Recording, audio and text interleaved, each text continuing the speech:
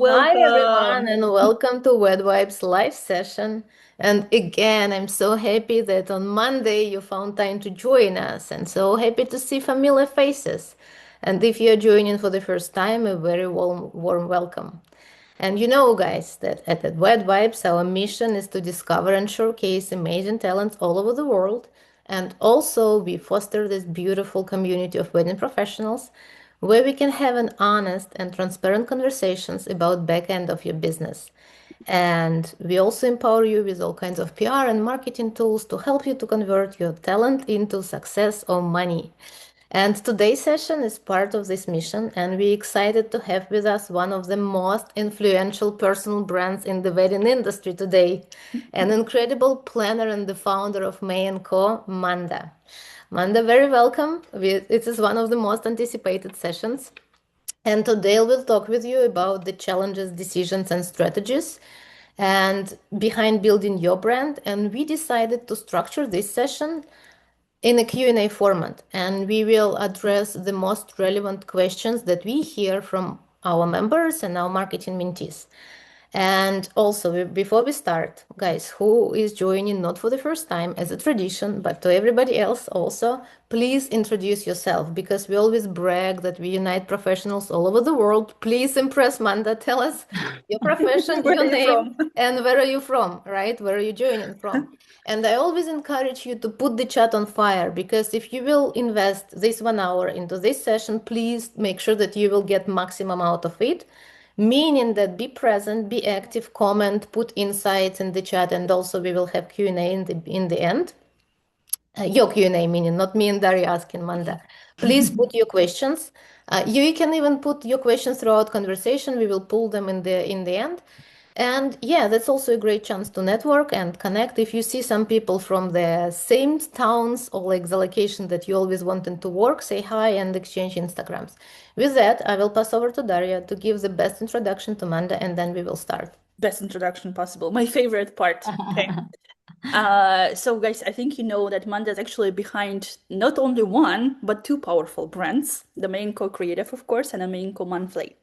And fun fact that I just learned about you, Manda, correct me if I'm wrong, that you started initially as a day off coordinator, right? Yes, It was the first correct. job. Okay.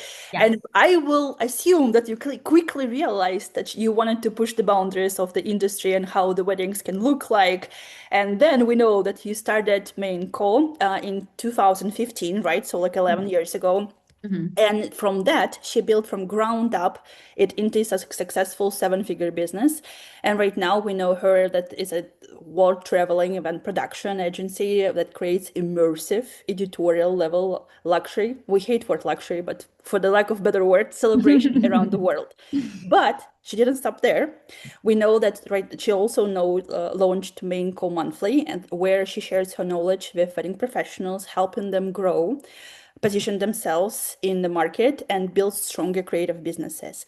And what we love specifically about Manda that she actually has this unique, rare combination of creative vision and refreshingly down to earth approach. And she believes, I know, and we share this opinion that weddings are not about just beautiful design, that about how you can feel yourself differently in personally, and how to make them truly unforgettable.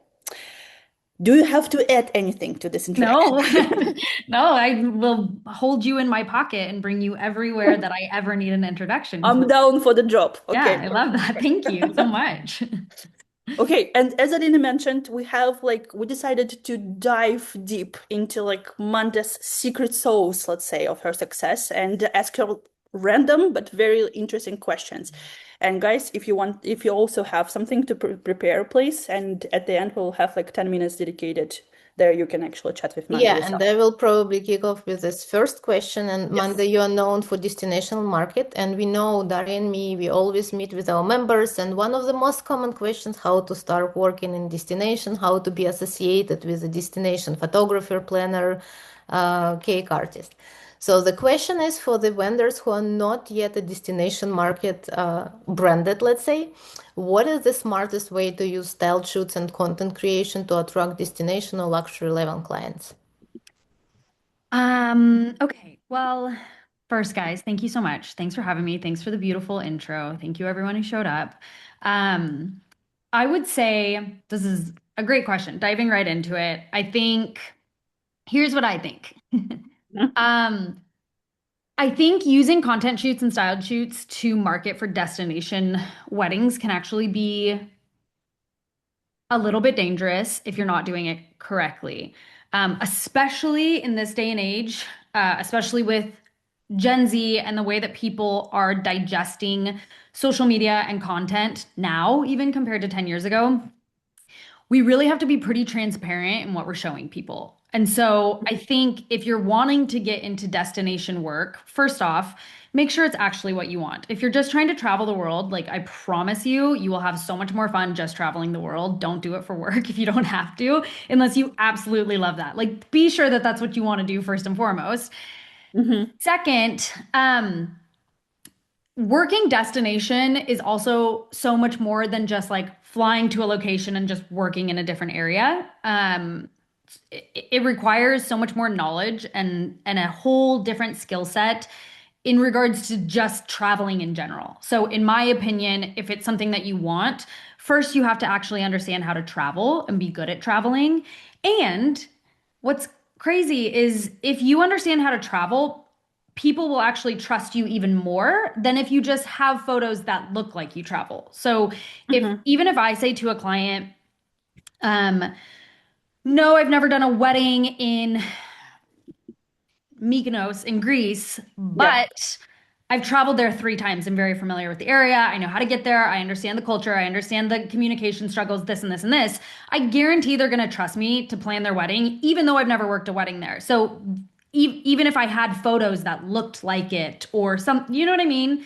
Yeah. So I think it's important to know, understand first if you want it, understand second how to actually travel, understand three, then how to gain the content to do so. So whether that's you're going to a styled shoot that's in Mykonos to get the content there, to be able to say you traveled there, like obviously that would be in a perfect world, that's what you would do. Yeah. That can be Hmm. expensive, and I get Hmm. it. I think in a perfect world that's what you would do though, because now you're gaining the experience of travel, but you're also gaining the experience of shooting or getting content in that location. Um, but I think if you can't do that, first step is at least traveling to the places you want to go to and you want to be able to show and market, connecting with venues there, whether you're a cake artist or a hair makeup artist or a photographer or a planner. Um, just gaining experience in a location is what's going to help you more than anything. And then fourth, which seems like such a no-brainer, but a lot of people don't do it. If you want to be destination based, you can't wait for people to book you to be destination based. You actually have to say that you travel and that you work destination. You have to put that on your website. You have to put that on your Instagram. You actually have to make that a part of your brand. You can't just Yeah. like hope someone's going to book you for Greece and then you'll start marketing. You kind of have to like make it the reality that people see. You know what I mean? Hmm. Yeah, Yeah, absolutely. I exactly double that because we always say if you nominate yourself, put it in your Instagram bio because there is so many time we meet with people and they say I want to do destination, but in their bio they say like Dallas-based photographer. Like Right. that's Right. And that then is and then end they of say the like, story. well, I haven't worked destination, so I can't put that in there. And obviously, like I just said, I feel very passionately about being transparent, not lying about things to get to a place, but there is something to be said about creating a perception and a reality around what you want in order to make it the Yeah, reality. yeah, You the kind of have to direction, because start. we Yeah. give the direction. We had a girl, she's actually from Singapore and she wanted to be a makeup artist, very talented, and she wanted to work in Italy. And she planned her trip to Italy. What she did, she put in her bio her travel dates. Hmm. Hmm. Nobody knows if it's like the work dates, but she secured several weddings because, yeah, she put like Italy, I don't know, July 2026, Right. Hmm. and France, August 2026. And Yeah. yeah, that gets some traction. So that's again, it's very transparent, very honest, not misleading, but the direction, like nominate and say it out loud. Uh, Exactly. It's so almost that, like visualizing it. Yes. Yeah, I will be there. 100%. Yes. Yeah, I already booked the Absolutely. tickets. I will be there. Like, who wants to join Yeah. me for You have to something? will it into existence, not just Yeah. wait for it to happen. 100%. Yeah, absolutely. And you have to like, I love the advice about traveling because if you haven't been ever like in Lake Como, for example, you don't Yeah. know anything about logistics and Uh-huh. like Hmm. how it like the whole area works and how would you imagine yourself actually putting like, your brand out there. Like you have no idea. Like, and if you have even in conversation, if you have any let's say examples with clients, they will feel like you're more confident about what you're talking about, right? Exactly. Yes, 100%. Okay, thank you, Manda. Okay, the next question. We know that you worked with some world-known brands, even like the luxury brands like Bulgari, or you produced events for influencers like Whitney Siemens, or we know Paige Mikowski, our favorite. Hmm. And of course, everyone's dreaming to work with like let's say world-renowned, recognized brands, people.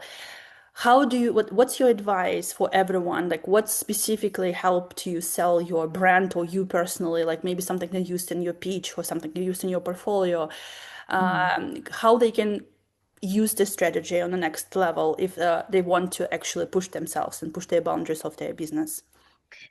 I think first, first and foremost, you have to create an incredibly strong brand, which I know is obviously kind of um, what we're talking about as a whole. It's kind of like our core that we're talking about here. I think creating a really, really strong and beautiful and even sometimes niched down brand, I think is super important. And this goes so much further even than working with very high-end brands. But if your work and even your portfolio or your Instagram or your website looks like every other person, even if it's so good, then you get washed away and you end up looking like every Mhm. other person. And then you don't stand out and you're not the one being chose by a very high-end brand. So, one, I feel like it's not good enough to just post pretty photos and it's not good enough to just have good work anymore, unfortunately. I know that sucks. Mhm. That does Mhm. suck.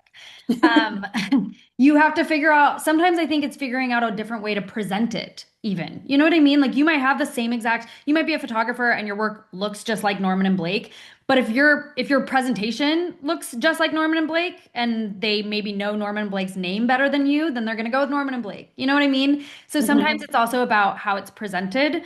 I think on top of that, like for a brand like Bulgari and how I ended up working with them was also associating myself and my brand with people and brands that they associate themselves with. So it's not just enough to try to connect one on one. It's also like if I'm seen in this circle, then I will be more noticeable to you, look who also associates with this circle. Do you know what I mean? Like Yeah. Mhm. I think so oftentimes people think they have to, and this actually happens a lot. I don't mean to veer off, but this happens a lot when people are trying to connect with planners. They're like, well, I just need to get in front of that planner and I just need to DM that planner and I just Mhm. need that planner to look at me. And I'm like, but that planner associates with 12 other planners who they're really good friends with. So what if you associated with any of those 12 planners and then you got on the radar of that one planner and then you kind of, came at it Mhm. from You a you get different in a direction. room. Yeah, yeah, Hmm. yeah. On the same Yeah. circle, basically. Yeah, Yeah. exactly. Mhm. You're in the same circle. And that's like,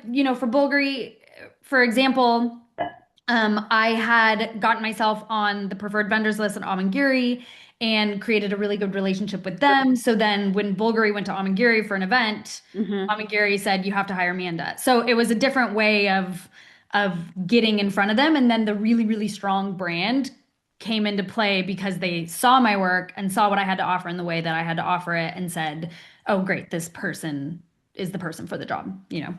Mhm. Yeah. But So it's pretty much okay, there you go ahead. no, no, I just wanted to kind of like understand like what do you think is more important right now at this day and era? Unfortunately or fortunately, yeah, we have to adapt. Is it more about like social media or it's more about networking and putting yourself, like you said, in a like this certain room to work with like these people or these brands? I think it depends Or- on where you want to be because I Mhm. think portfolio and Instagram is huge up to a certain point. Mhm. If you want to be working in like $1 million plus weddings, you have to be in the right rooms with the right people. Like at some point, social media will not take you further than that. And you have to know the right people and be put in the right circles to continue getting the jobs that you want. Because it's all word of mouth at some point. So networking is hugely important because you can have a wildly successful business on social media Hmm. and it just can only take you so far. And once you know the right people, it's incredibly expansive or can be for your business, I think. Yeah, that's true. Yeah, but what I will make my takeaway or summary, first of all, it's like association with some brands. And even when you build, we always say like build your elevator pitch, your mission, something that you put sometimes on the website, but usually it's also behind the scenes work when you describe yourself and it's mix of personality and who you want to attract. It's always a mix. Hmm. So what to Manda's point, you have to even maybe mention the brands that you want to be associated and somehow through the projects also make sure that you will express your brand through the style that you deliver for the clients, of course, meeting their goals. That's number one.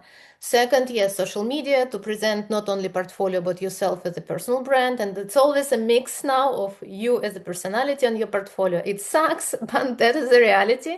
It's number two. And number three, of course, networking and being very intentional how you spread the word about yourself, connect with people digitally intentionally, or you literally in the same room. And again, this example with Amangiria, that's a chain, right? Of Hmm. Hmm. course, everybody loves to work at this venue, but you work your ass out, or how you say in English, to create the Work US. project in this venue. But what I also want to really say it out loud, because I think for Manda, for you, it's a baseline, but for so many professionals, it is not. So I will be very blunt. Guys, you always come to us and say, I want to work in Italy, I want to work here and there. But when we ask, Daria, very clear question, do you have a list of venues you want to work at? Hmm. 90% have no idea. It's like generic country, Italy or generic like beautiful Como. something. And trust me, you don't just want to work in Italy. Yeah, Yeah. There's yeah, certain it can places be you want to work Amangiri. more than So others. please, the first Yeah. takeaway of the session and from Manda's Insight, put the list maybe of brands that you want to be associated and the venues you want to work at. And eventually, once you like make it clear for yourself, the venues, eventually probably you will know the direction to take to You go can there. connect the And dots. yeah, and Yeah. of course, like it all builds your brand and association. All right, let's go to the next question. It will be also pretty, let's say, important and challenging one about the pricing. Because yeah, nobody really talks about that openly because it's something people figure out on their own. They do price shopping, making upset others. And they face to the price shop when other vendors like act as brides. But all right, so the question is, you are very open about business price and no gatekeeping, and what are wedding professionals still getting more strong about their pricing models today?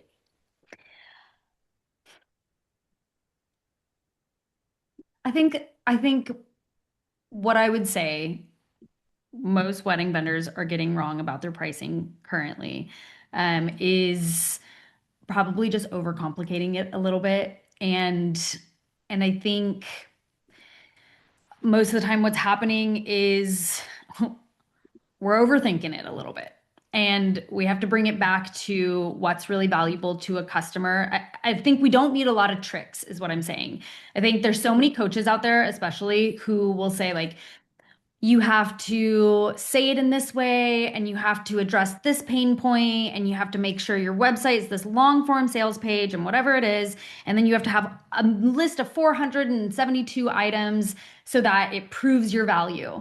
And yes, we need to prove our value, but there's quite a few ways for us to go about proving our value, for sure. When we overcomplicate things, the way that the human brain works is if they see too little, they get bored, and if they see too much, they shut off. Either way, they shut off. So you have to also look at the way you're pricing as an experiment and try to put yourself in the mind of your consumer and think realistically too. It's not a trick.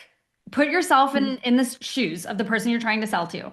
And if you're a Hmm. photographer and you're trying to sell a package and you say, um, my gallery comes with 2,400 photos, or my gallery comes with 1,500 photos, or you don't say anything about how many photos comes in your gallery, I guarantee, like me as a consumer, I would not even notice that. I don't know the difference between 24 and 15. I don't even know Hmm. it's You don't normal know for a how gallery. many to expect. Yeah, Yeah. I don't know. But Hmm. if you tell me in your pricing proposal that you'll have 4 photographers on site, that's like quantifiable. Like I can understand the value that you're showing me there. If you tell me this package price comes with 3 days of coverage, I understand how much value is there. So instead of overcomplicating and being like, and then I'm going to give them the option to add film, and then I'm going to give them the option to add content creation, and then I'm going to give them the option to add dancers. Like, I think we need to cool it a little bit and simplify what we're offering our clients, present it with confidence, present it with portfolio. Let our clients are not give them a little credit. They will ask questions if they need more information. If they have another photographer who said, I offer 1,500 photos, I promise they will come to you and say, this person said they offer 15. What does yours have? But now you're able to have a dialogue with them, which actually helps you sell better when you open a dialogue, as opposed to just being like, blah, here's 400 things that are included in my package. Like, good luck, choose me. You know what I mean? We Yeah. think we need to be able to have more dialogue around our pricing and not make it such a taboo topic that we're scared of. And so much of what we price ourselves based on being scared that either someone's not going to book us because we're too expensive, or we're scared that they're going to look at our business a weird way because we're too cheap. We have to price ourselves based on logic and math and real tangible things and our years of Hmm. experience. That way, when we present it, we're not scared of the questions and we're not scared to explain why we cost a certain amount, as opposed to just like grabbing numbers out of the air and then adding 400 things to our package and then hoping that that feels like enough to someone. Do you know what I mean? Hmm. Yeah, absolutely. And It was, it feels like we need to be like more transparent because like there are like a lot of speculation of like how much wedding should cost. And Mhm. our favorite example, if you still Google some of the weddings, I don't know, in California or in like Como, we bringing up this topic a lot. Yeah, and it feels like today I even saw some photographers or planners actually posting on social media like how much do they cost, like how much do they charge. And it Mhm. feels like right now it's the most important thing because clients have to understand how expensive it is. Can here's what I think. Hmm. I think you guys should be posting about how expensive weddings are. I think vendors should just be talking about what they Hmm. offer. I don't think vendors should be educating people on how much weddings are. I don't think that's Hmm. I think vendors should be able to price themselves and if someone asks, be willing to explain, of course. But Yeah. I don't think as a planner, or as a photographer, as a florist, posting on your social media and your portfolio like how much things cost, that's not gaining you any clients. You're not, no one's booking you because you decided to make a post about how much flowers cost. That's, it's, Hmm. to me, I feel like it feels like a hot topic to say, like, let's put more transparency around it. But I think there's ways to do that that align with your branding as well. So I Hmm. think if you want to put a starting price on your website, if you want to say like I'm open to having conversations about pricing, all of those things are beautiful. I don't think you need to put it in your portfolio. I think the educators of the industry, like Mae&Co Monthly and Wed Vibes, we can educate people. We have Hmm. this huge platform. We should be telling people like Yeah. this is how much weddings actually cost so that they can go find so that we can support the vendors so that when they have a conversation with a photographer, the photographer feels supported in the information they're giving them. Do you know what I mean? Hmm. Yeah, and we Absolutely. did this Yeah. article. Yeah, we did this article also because we felt that there is a huge gap between the perception and the real prices, and all the vendors complain that it's so hard when the couple come to them and get so upset because the Pinterest mood board and their budget doesn't speak to each other. And Yeah. It's a classic. Yeah. usually Yeah, yeah, the yeah. planner delivers the bad news, right? Yeah. That Of it At the course. doesn't same cost. at the Of same course. time, couples do upset because they're like, why like photographer charges so much? Like they just come for like 10 hours and that's it. And they just, We're yeah, like, no, they no, no, come no, with no. the camera. Yeah. So So But everyone is it's bigger than that too. Like you don't get to dictate how much someone charges for their services. It doesn't matter what you think they should charge as a whole. Even if you took the hours out of it, we don't we don't bitch about Fendi charging $1,300 for their shoes. It's just how much they charge. That's they get to charge whatever they But want for again, their but circling services. back to the brand building, right? And their marketing machine to Hmm. justify the price and like the happiness Hmm. like by getting it. So I guess the transparency there is certain shifts, maybe not just putting in front of the like Right. Instagram that this is how this wedding cost, Yeah. because also client will be very uncomfortable. Yeah. They don't want to brag about that. But maybe, yeah, like through us and collaborating with us and doing these educational articles, that definitely work. And what we say transparency usually, because let's say the old school version was like get them on the call and then you will present your proposal. Now it Hmm. feels like no, you have at least to mention it in your first email. Hmm. They reply to the inquiry that my Yes. prices start from Yes. this amount of money.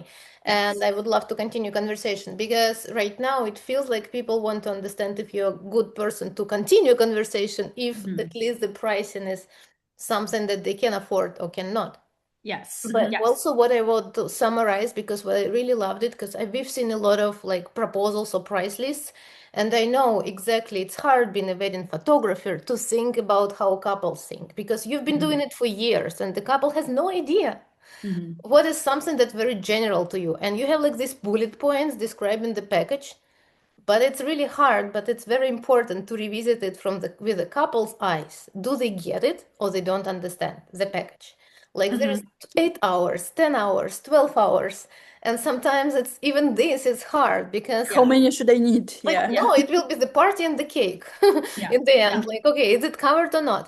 Yeah. So sometimes we even say, okay, just put here, like I will cover the party and the cake in simple words, Hmm. because these hours or something to your point that they Hmm. try to Hmm. mention everything, the amount of like raw materials Yes. Yes. edited, Yeah. and that is like overwhelming, and the couple, because that's waiting is a little once in a life experience for many people. They Right. would never say, yeah, I already did it and I know what is like what I need Yeah. in the package. They have Yeah. no idea. Right. So be maximum friendly with that stage of their mind when they choose your profession, that they're very, very new into this wedding journey and they don't understand what they need. So if sometimes you will use like the simple words, it's better than when you use like the professional terms. And planners do Totally. it all the time, Manta. Your colleagues, they do it all the time. That it's really hard to understand. All right, Oh that's yeah. wedding coordination. Okay, that's wedding planning. Okay, what fucking difference? Well, and then everyone wants to use different words so that they sound different, which is Yeah. so tough because I get the purpose, but saying wedding management versus day of coordinating versus again, we have to remember you have to like explain things like to someone who has no idea what you're talking about. That's what we have to do, and it's how we have to build our packages a lot of the time too. And explain. Yeah. Yeah, okay. Okay, so let's continue the conversation about I feel like the pricing is initially equal trust from the clients, right? And okay, so you already have a client, a couple, they can afford you, they have this X budget, and you started working together. But you know that they constantly nervous about investment and about like they can, especially as a planner, they ask you about everything from the price of the shoes to the price of the photographer and the firework, etc., etc. What do you say? How do you build this trust? What do you show to them, like to justify this price, for example, even if they can afford it? Yeah, so someone can afford these things, Yes, but they but still they're second no. guessing every single Yeah, cost of yeah, everything. yeah. Um, First off, I am just very understanding of that. I think we cannot, absolutely cannot, there cannot be any ego and we cannot get, I mean, you can get frustrated all you want, but doing that with your client doesn't help anything. It doesn't help them. It doesn't help them trust you for sure. So I'm patient and understanding. And a lot of the time, what I give them is real life examples. I think that Mhm. that's the most helpful. That's the most helpful for me too, no matter who I'm talking to. If I say, okay, 10 minutes of fireworks is going to cost $5,000. And they're like, what the shit? Why are you bringing me the most expensive fireworks Mhm. ever? And I'm like, well, actually, I just did a wedding last year and it was 10K because it was in the Bahamas for fireworks. Mhm. So this is actually a very reasonable price. I've already negotiated it to the point that I can negotiate it for you. This is as a planner, obviously. I'm speaking Yeah, very yeah, yeah. specifically as a planner. If I get pricing and give it to my client, I've already gone through a whole process of like, are we sure this is how much it should cost? What if we do this and this and this? So usually by the time I bring it to my client, I'm like, I've already gone through every single question you could possibly have to ask, and here's the information I'm giving you. But I think real world examples are the most helpful to have someone understand value because, like we've said 5 times now. Um, Mm. People don't know what they don't know, and there's absolutely no reason any of our clients should know a single thing about how much a wedding costs. There's zero reason. They haven't thought about it up until now. Why would they have any idea? And so we just have to be patient and be able to explain that and give them real examples and explain it in the same way we would want to explain to us, I think. That's true because you can put yourself in like in your client's shoes if you just met something. I know that I think renovating your house, right? Or like you're doing Mhm. something because I see sometimes like I vote for like couches on your stories or Yeah. like so it's like I feel like it's a similar example. If you don't know anything about interior design, Yeah. you need to be educated, right? Yeah. Because you don't know like what actually you need and how much does it cost and why this couch actually is so expensive. Yeah. So that's Yes. You yeah, just have to be willing to explain it. We can't just present rando prices to our clients and expect them to just, sometimes they will. That's always so fun and makes our job so easy. But I think that that's the exception. Even with clients who have $4 million to spend on a wedding, they will still want to dissect the cost of Mhm. everything. And that's part Absolutely. of being really good at your job is being able to explain those costs. That's true. Okay, and another question, and it's probably your biggest fear, maybe not. So the question, if something happens with Instagram and you will lose your audience and you will have to rebuild your business from scratch, what are the steps you will be taking in the next like 90 days, 3 months to rebuild the business?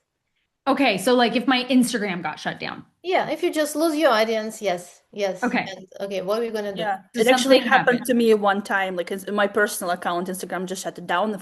Like I was able to restore it like in a month, I guess. But Yeah. yeah, Yeah, this it could 1 month happen. she was implementing her 90-day strategy. So what will be your 90-day strategy? Yeah, yeah, yeah. So what? Imagine Um, this scenario. Yeah.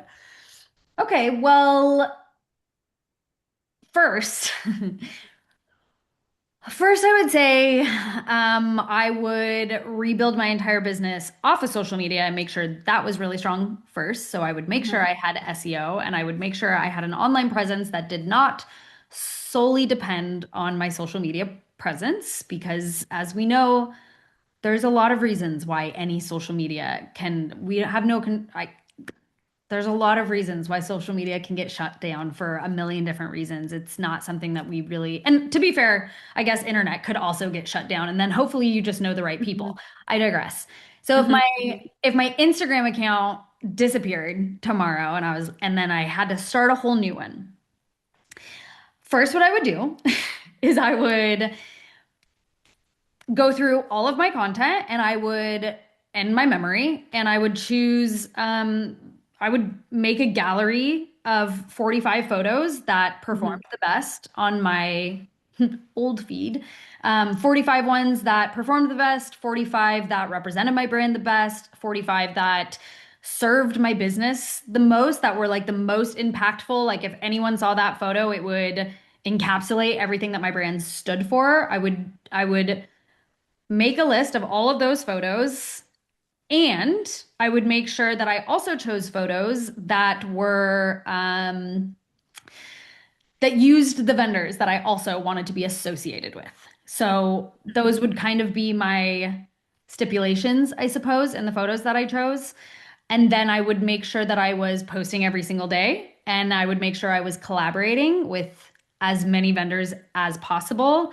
And I would make sure that I was posting stuff. I would be tagging the shit out of people. I would be doing anything I could to make sure that other people were sharing my content, essentially. So I'd be Mhm. posting incredibly engaging content, but I would also be making sure that I was including other people in this rebuild journey so that I was being pushed out to as many humans as possible. Or like growing audience, or like have a touch point with the audience of your fellow professionals. Yeah. Mhm. Yeah, Mhm. because honestly, building our business at all, doing it singularly, just saying like my content's good enough and that's it.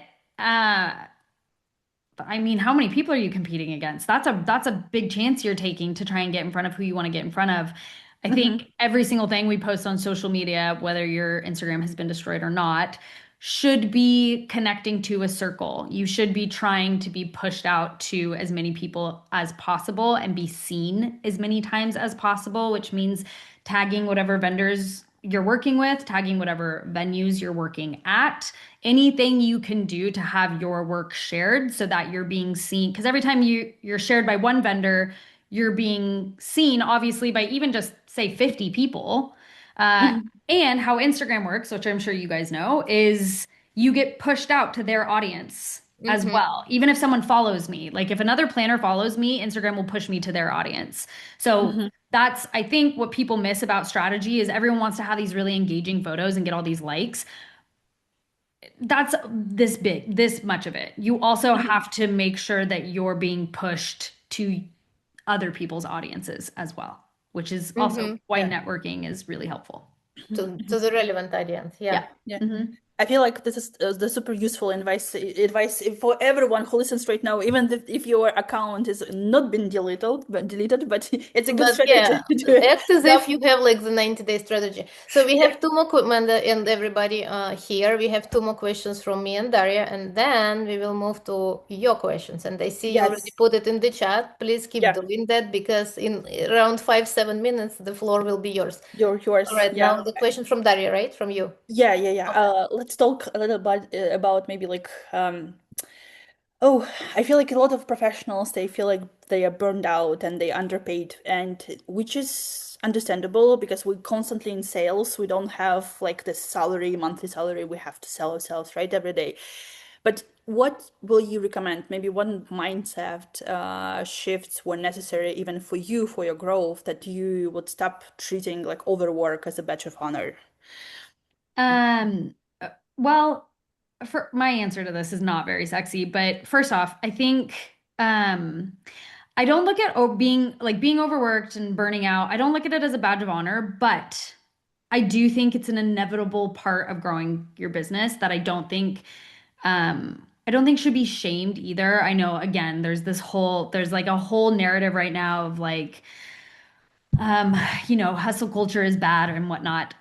I hustled my ass off the first 5 years of my business. That's how I got where I am. So Mhm. I don't think it's bad to hustle, but I think you have to hustle with a goal in mind. I think just aimlessly hustling and aimlessly saying yes to everything and having no sense of I'm doing this because of this. I'm saying yes to this and it's making me less money because it's going to give me this exposure. I'm saying yes to this because it's going to get me to connect with this photographer. Like every single thing you do in your business has to Mhm. have growth purpose behind it.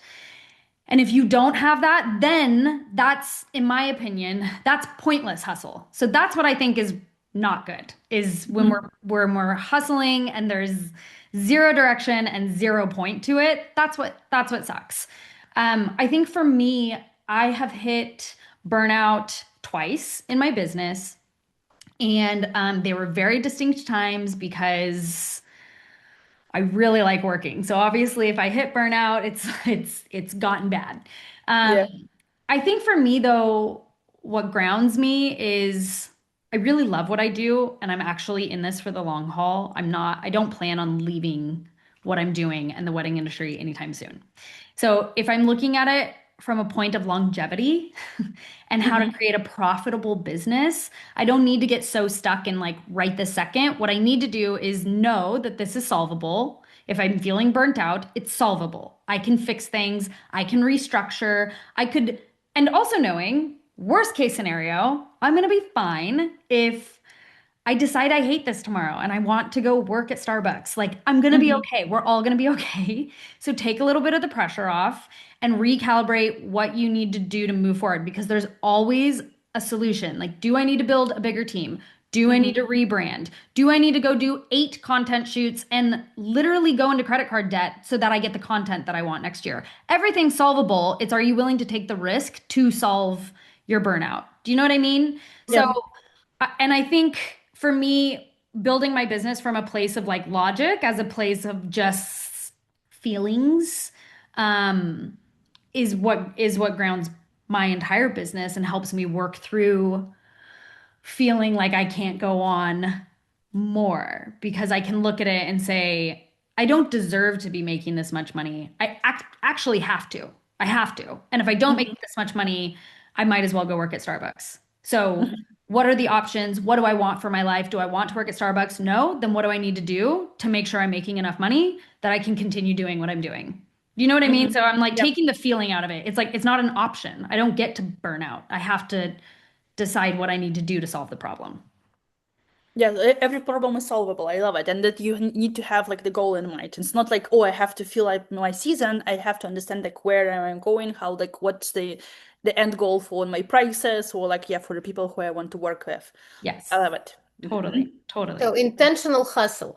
Yes, Additional hustle. intentional hustle. That's what I'm saying. Let's Yes. not do Otherwise, you pointless just keep hustle. yourself busy. Yes, Yes, Yes. intentional exactly, hustle. exactly. As All long as right. there's a purpose. Yeah. Exactly. So I promised last, actually we have one more about Gen Z, but okay, last official question from me, and then it will be a pre-open Q&A. I love this question actually. What are you currently learning or experimenting with in your own business that might surprise people because they always think that Mae&Co is on top of everything? But what are you learning right now or trying? You guys, my team actually, those poor people, they actually give me a hard time constantly because every single year I'm like, we should try this new system. And they're like, why? Our system's working fine. And I'm like, maybe it's not. Maybe there's better things. So every single year, I'm trying something. I'm restructuring something completely. I'm actually currently working. I'm moving off of using a certain platform that I've been using for the last 7 years. I'm like creating my own version of the platform. I'm completely restructuring my internal team. I'm moving away from having like one planner with assistants to having more of like a director-led program. I'm changing the way I pay. I'm literally just bought a new payment system to pay my contractors last week. I mean, this Mhm. year, so I could go on and on. Like, I won't bore you because this could be a conversation for the next 4 hours. But literally in the last month, I have implemented about 12 changes in my business alone. Mhm. I think you have to do that in order to even just be excited about what you're doing. You know, it's always great to have systems that work really well, but times are changing real quick. You know what I mean? And we have to be able to stay on top of it and be open to new ideas and new systems Mhm. and new ways of structuring things, and being intuitive about it, in my opinion. So I'm changing all the things in my business currently. But how do you come up with a decision to change it? I'm just wondering, like, do you have somebody like, I don't know, like, because me and Daria, we are co-owners, so we always Yeah. bounce, and also we have a team, so they always push back our ideas. Yeah. So you have certain energy, right? Dynamic. But how will you come up? Like, do you have some kind of like, let's say, I don't know, like financial advisor or business advisor, or it's just all you just thinking, okay, I have to change Yeah. my payment system because that was is way too old. Yeah, I'm incredibly self-critical. Not in a bad way. I'm really happy with it. I happen to be I'm a very introspective person and want to be the best version of myself and best version of my company and best version for my team. I want them to have an incredible experience. I want to make sure that they feel taken care of all the time. I do have a CPA. I mean, I have an incredible CPA Mhm. who suggested paying my contractors differently. So Mhm. that's where Okay, that's the yeah, seed, the yeah. seed. I'm like, how did I decide on that? As far as like restructuring my team, that was actually a result of feeling like I had hit a point where I was like, I cannot continue my business the way I'm doing it right now. And I Mhm. Mhm. had to restructure everything. Paying my team different mostly came from yeah, my CPA suggesting different options, but then when I started paying people different, then I had to set up the entire structure of how I was contracting people different, and that's all pretty much just me nerding out on contracts. So yeah, I don't know. I mean, like that, and that's kind of what I mean about building your business intuitive, in my opinion. I don't think it's so easy to like listen to all this stuff and then be like, I should be doing it this way, this way, this way. I think Mhm. you were, if we all listen to ourselves a little bit, we know when something needs to change. We just have to not be afraid of looking into that because I think that's the scariest part is knowing something Yeah. needs to change and then being like, that sounds like a lot of work. I'm going to avoid that instead of being like, that sounds like a lot of work. I have to do Mhm. it now. Otherwise, it's only going to get worse. Yeah, pushing yourself out of the comfort zone. Yeah, Yeah. I making don't it think building a Personal business is growth. not comfortable. If it It's not, was, Oh, I'd be it's, the no, first it's one but to very join. working, comfortable. as a person who spent 15 years at huge corporations, it's Yeah. like, I don't know, Starbucks barista, so life is just hard. Yeah. So Yeah. either Shit's building hard. business or building career, just let's admit it's Yeah. hard. Make your choice Yeah. and be Yeah. Yeah. happy. Honestly, a lot of the time I'm like, thank God that I started this when I was 25, when I thought I knew a lot and I was like, I didn't know as much as I thought I did. And thank God there's some ignorance is bliss there Yeah. because if you had told me, now starting businesses, there's so much more that I know goes into it. It's hard. It's Exactly, really, really, exactly, really hard to have a successful business. Yeah. exactly. All Okay. right, I guess, We Daria, do have you want Yeah, to? actually, so I just want to do justice to people who actually submitted questions prior to this session. And actually, one of them is exactly about Gen Z that we wanted to discuss with Yeah, it's Manda. a From Q&A, but pre-submitted question. pre-submitted Q&A and then moving to you guys. Okay, Like, there's a question from Roseville Designs. I don't know, guys, if you're here or not. What is the key for the final decision Gen Z is making to choose their vendor? Because we know that they're comparing 20 portfolios. Is it recommendation, pricing, familiarity? What do you think? How Gen Z actually chooses today? What's different? Um, I think it depends on the vendor. I'll try and answer these quick. I know it depends. I think it depends on the vendor because what Gen Z is looking for from a planner is collaboration. What Gen Z is looking for from a photographer is probably, in my opinion, I would think very portfolio based. As someone who recently worked with a very, very, very Gen Z client, like textbook definition, loved her to death, was one of the most challenging experiences to date. The way she chose me was she wanted it to be a very collaborative experience, and we got on really, really well. She liked my personality a lot, and she wanted me to work really hard for her, and I promised her I would. The way she chose her photographer, she didn't even talk to her photographers. It wasn't to her. She wanted this very specific look, Mm-hmm. and she chose the photographer who curated that exact look. And again, I won't dive into this too far, but my advice to photographers is being willing to adjust how your portfolio looks depending on who you're pitching to. And that goes especially if you talk to a client or a planner, getting the information of what are the photos that resonate with you the most, and then make sure whatever portfolio you're sending them, your Instagram can look however you want it to look. You're not going to please every single person, but if you get on a call with someone and then you can send them an exact photos of exactly what they want their wedding to look like, be willing to do that. It's a little bit more work and a little bit more time, but that's what I'm asking for from my photographers now. I'm like, here's my client, here's what they want. Send me these exact photos so that I can show them exactly what they Mm-hmm. want to see.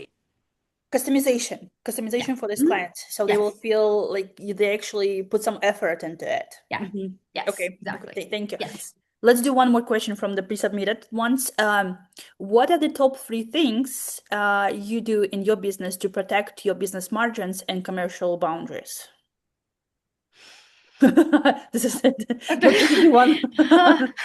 I track everything. I charge for everything unapologetically, even if it feels really uncomfortable because money feels uncomfortable to everyone. Um, I look at it like it's not an option. It's not an option. We have to stop taking the option out of things. Like if it costs me $5,000 to go do a site visit, I have to charge $5,000 to do a site visit. That's the only thing that's going to protect your margins is knowing how much things cost and being Yep. willing to charge them unapologetically and being okay with pushback. It's going to happen. It's okay. You would push back on it too. Do you know what I mean?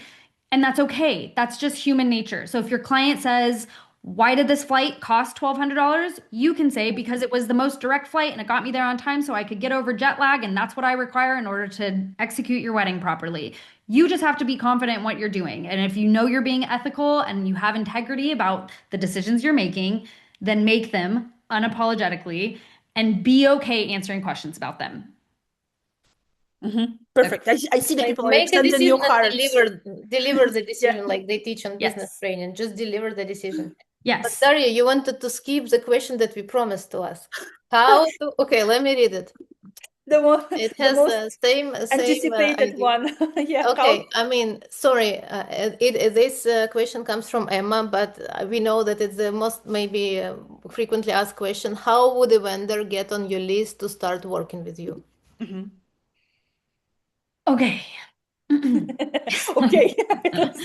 Okay, so again, I don't, it's not the most fun answer, but one, you have to be incredibly persistent. Two, you have to have the exact type of work that I usually work with.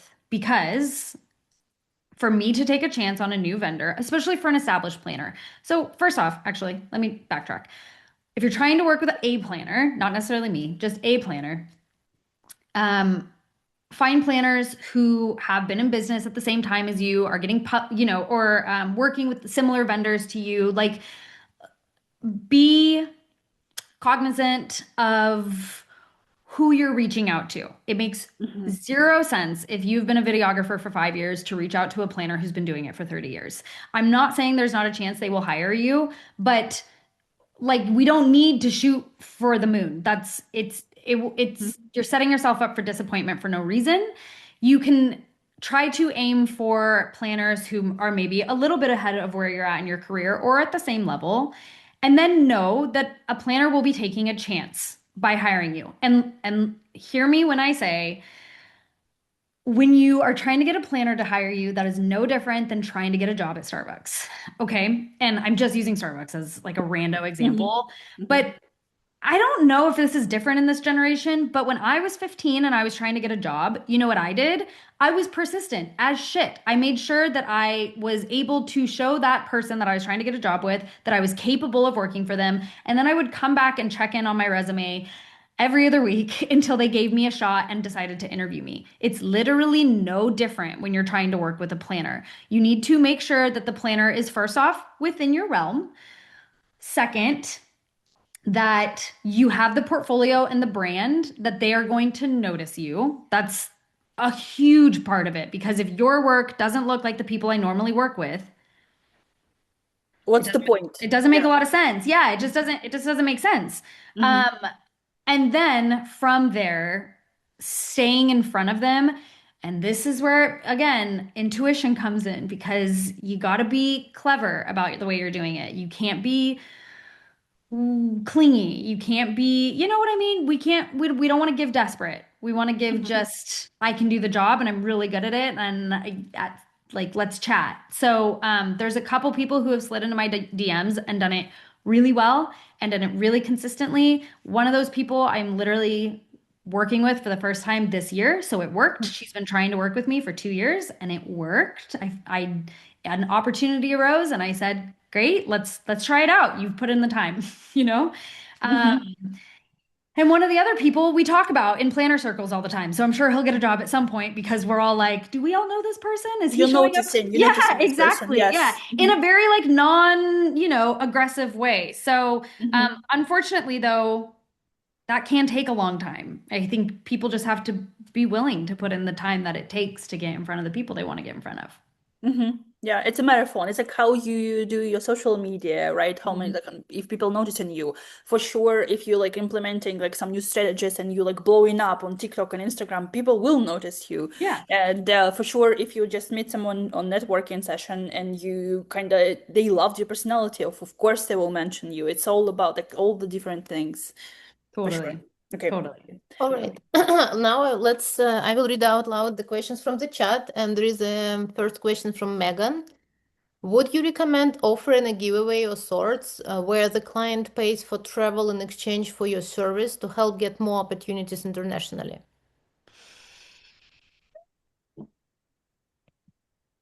Yeah, yeah. I mean, I think it's your prerogative. It's your business. You know what I mean? Again, I know there's a lot of shame around like, how dare you not charge for things and give people deals when the rest of us are charging. You guys, there's a million ways to grow a business. And while I do think it's important to set correct precedents for the rest of the industry, I think that that's like part of our responsibility in being responsible about building businesses.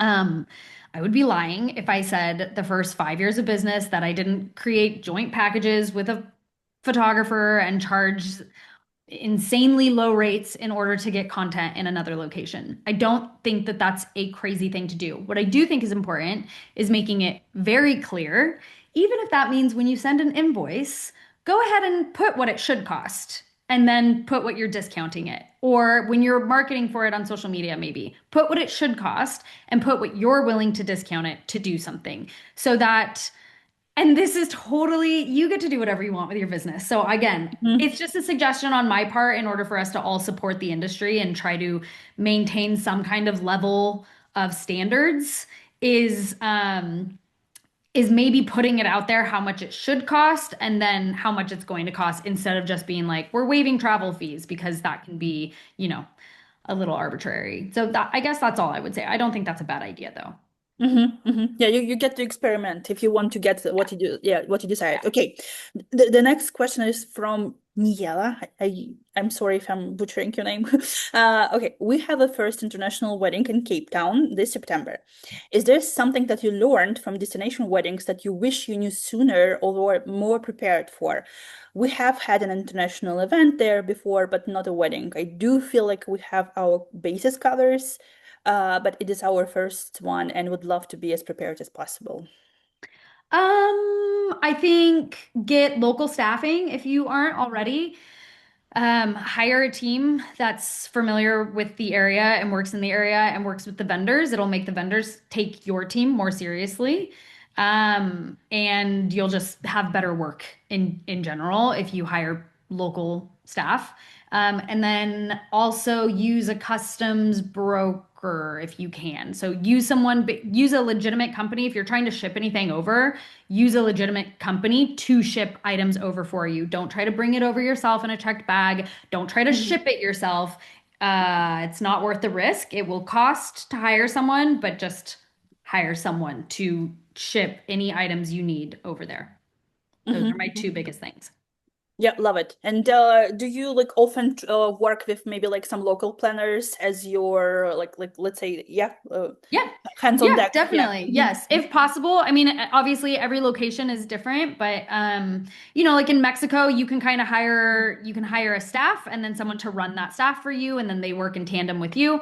I recently we just did a job in Italy and actually the local planner that I brought on, she's actually here. She's on this I can see her right now. We brought her on to help with us, and she was like such a game changer. Like, what an angel. We all left the whole job being like, we couldn't have done it without her. So, Applause to yeah. the planner. Yeah, Applause. yeah. I think if you can, like I said, like hiring someone local who, if you're doing destination, to me, that's a non-negotiable.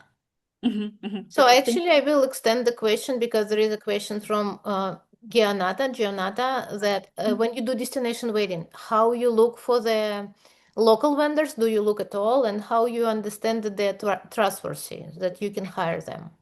So yeah, definitely. Okay, so I look at who the venue has worked with. I then rabbit hole, like we all know how to do, and look at who the vendors that have worked there, and then those vendors and who they've worked with also.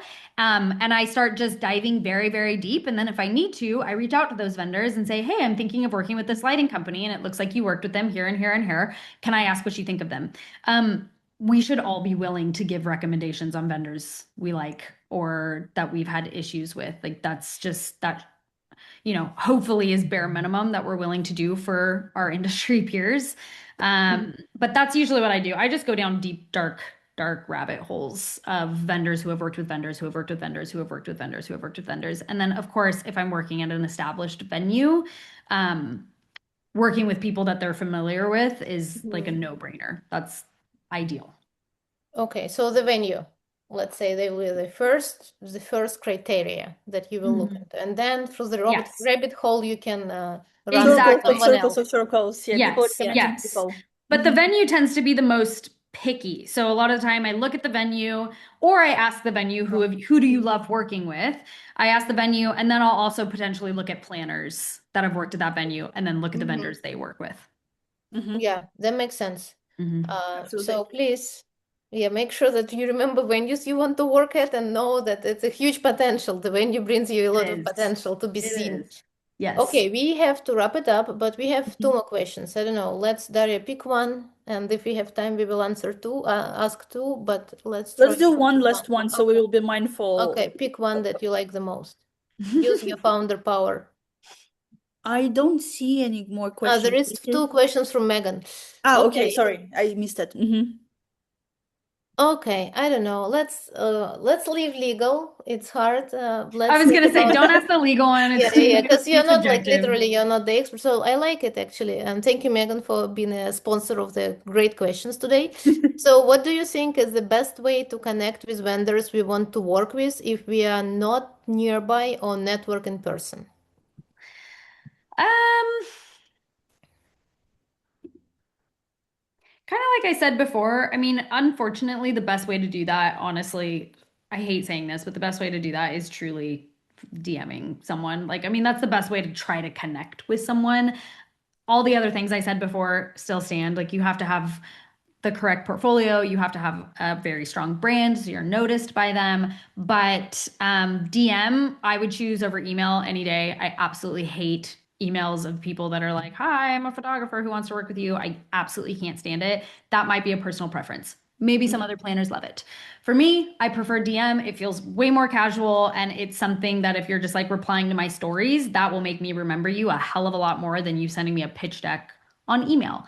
Again, this is my personal preference. Other planners might feel differently, but unfortunately, if you're not able to network in person, you have to get in front of someone somehow. You could also book a coaching call with those planners if they allow it. Even Yep. if you're a photographer, like that at least gets you in front of them. But that's the simplest answer.